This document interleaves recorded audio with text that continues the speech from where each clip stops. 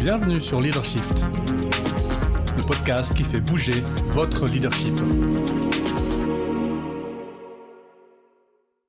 Bonjour, c'est Vincent. Bienvenue dans un nouvel épisode de Leadershift. Cette semaine, on va parler de résilience. J'ai hésité à mettre cet épisode dans la catégorie des « pour en finir avec la résilience », mais je me suis dit qu'il y avait trop de choses intéressantes à dire sur comment l'amener, et en particulier ce qui nous intéresse aujourd'hui, la résilience en équipe, par rapport à cette manière un tout petit peu, humoristique de parler des mythes qui peuvent entourer certaines notions. Donc, la résilience en équipe, comment ça marche ? Il faut qu'on commence par discuter un petit peu de la résilience elle-même, puisque vous verrez qu'il y a quand même plusieurs manières de voir les choses. Alors, qu'est-ce que la résilience ? Alors, tel que défini dans les articles, si vous demandez à une IA de vous générer une définition, elle vous dit ceci. La résilience est la capacité à surmonter les défis et les obstacles en s'adaptant aux changements et en rebondissant après des épreuves difficiles.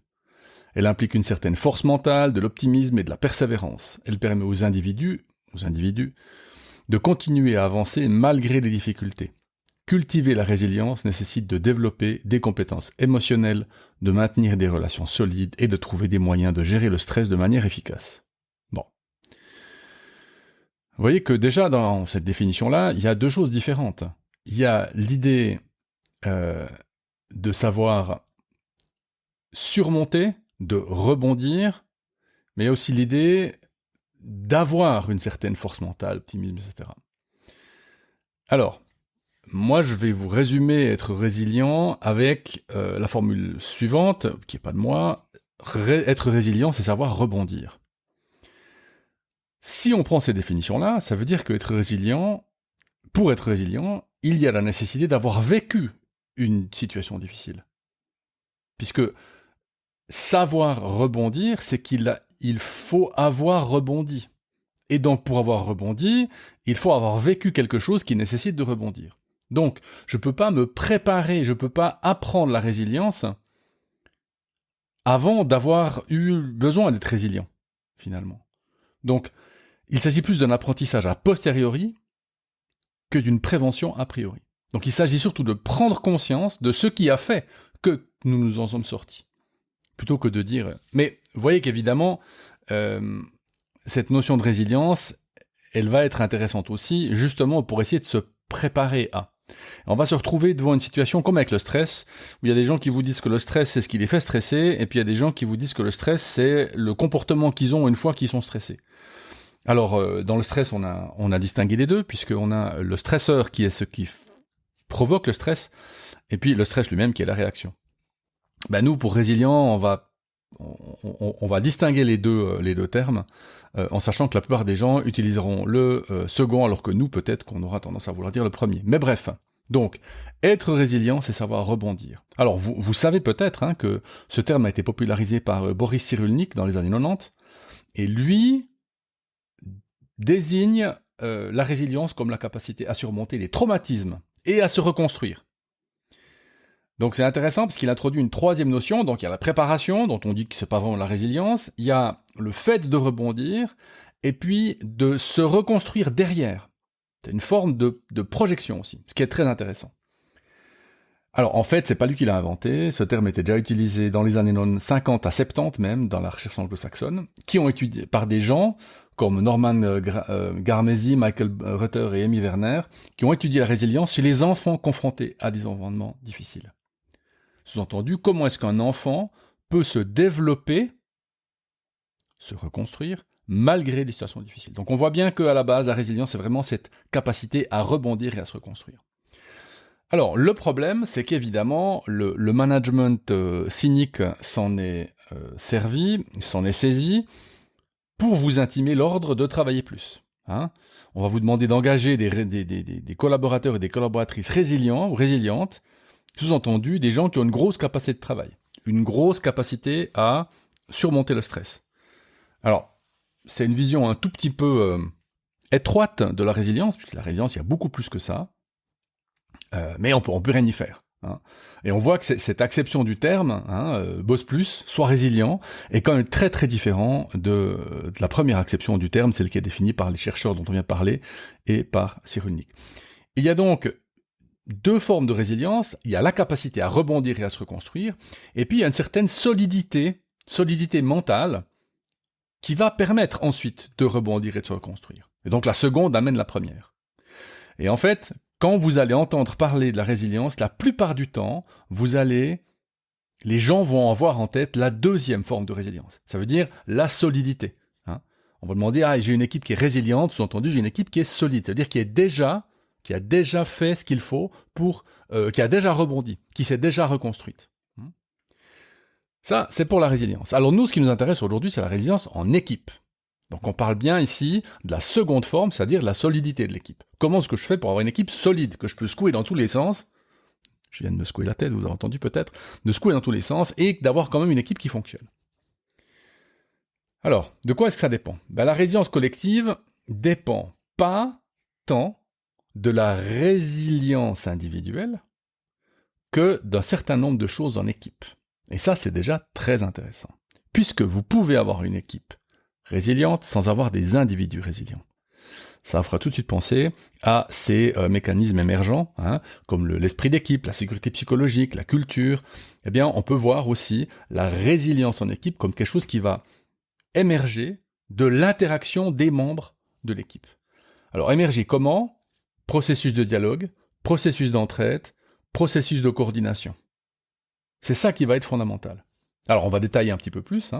Vous voyez que ce sont bien des processus de groupe qui vont générer une équipe solide, résiliente. Et donc, vous voyez, c'est intéressant parce que pour restaurer IA et articles combinés disent ceci. Pour instaurer les bases de la résilience collective, il est essentiel de commencer bien avant l'apparition d'une crise. Ce n'est pas possible. Pour instaurer les bases d'une solidité collective, oui, on peut essayer de commencer avant, mais par définition de la résilience, on ne peut pas commencer avant d'avoir une crise. Il faut avoir eu la crise pour se dire, tiens, comment j'ai fait?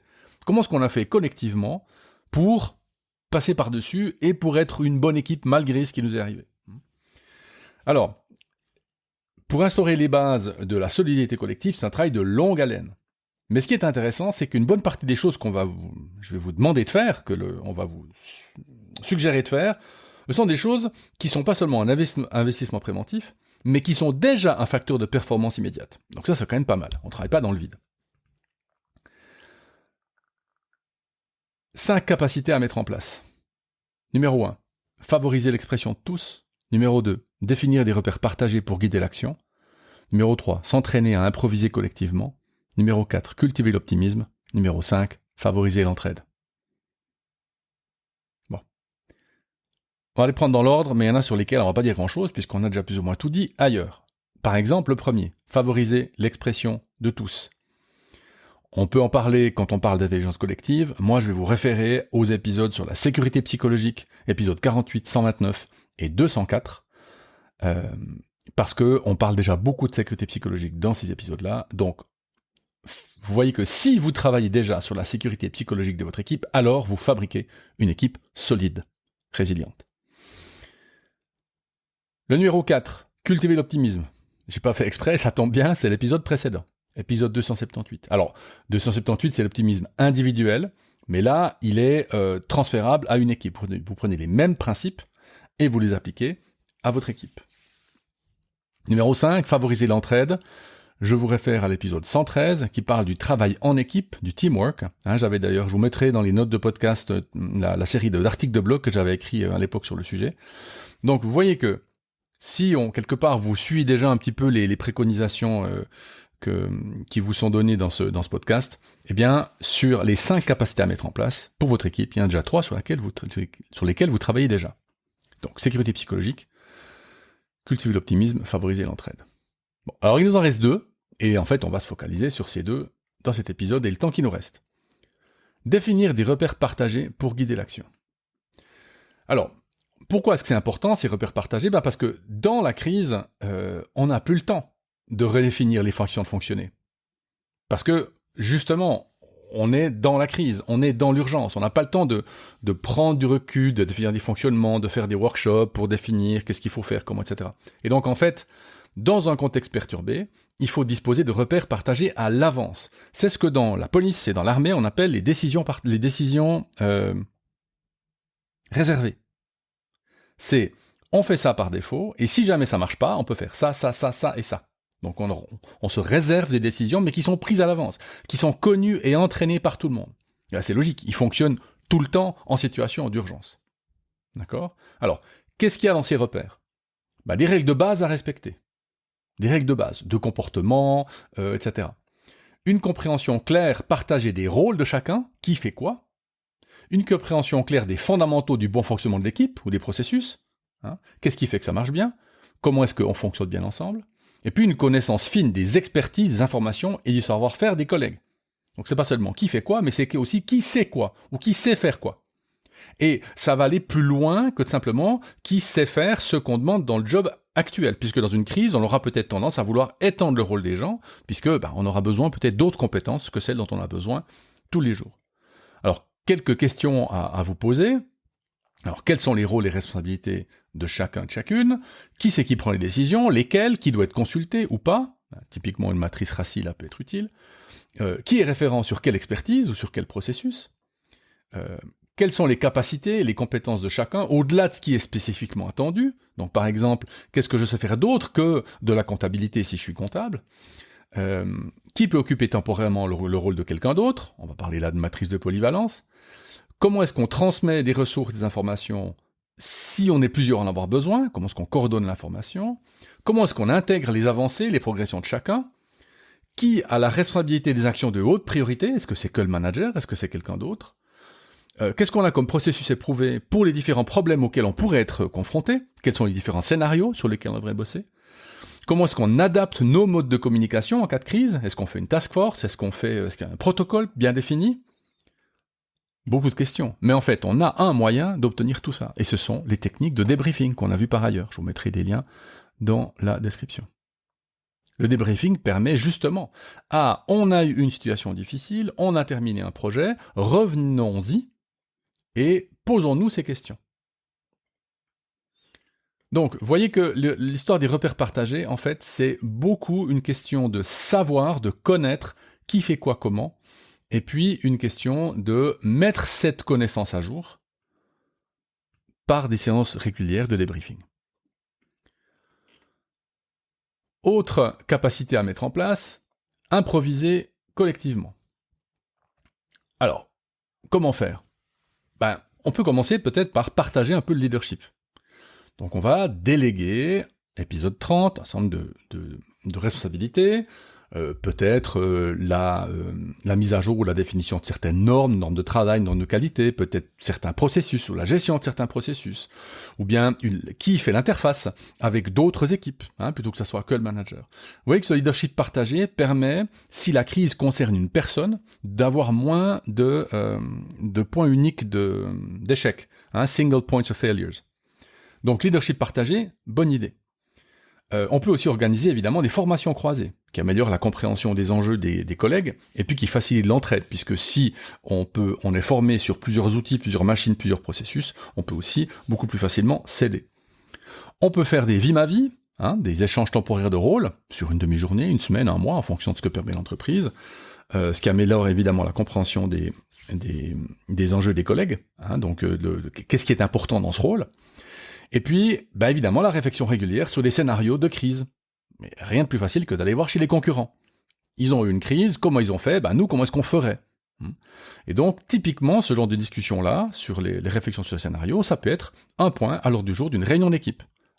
On prend 20 minutes et on fait un petit exercice collectif pour se dire comment est-ce qu'on réagirait, nous, dans telle situation. Et vous allez voir que absolument personne n'est prêt, vous non plus, et que donc, y réfléchir avant, protocoler ça quelque part, ça permet d'aider en cas de crise. Donc, la capacité à mettre en place la solidité de l'équipe, la résilience de l'équipe, favoriser l'expression de tous et de toutes, définir des repères partagés, s'entraîner à improviser collectivement, cultiver l'optimisme, favoriser l'entraide. Et vous voyez que ça fait plusieurs épisodes que, en tout cas moi, j'arrive un peu à la même conclusion, c'est que faire un bon management d'équipe permet de préparer son équipe à être performante, peu importe les situations. Donc c'est une forme de prévention que d'être bon tout de suite.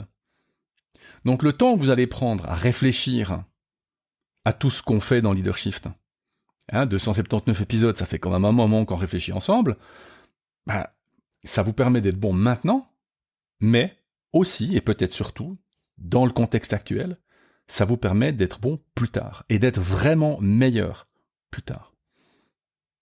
Et donc c'est très important. Et donc continuez.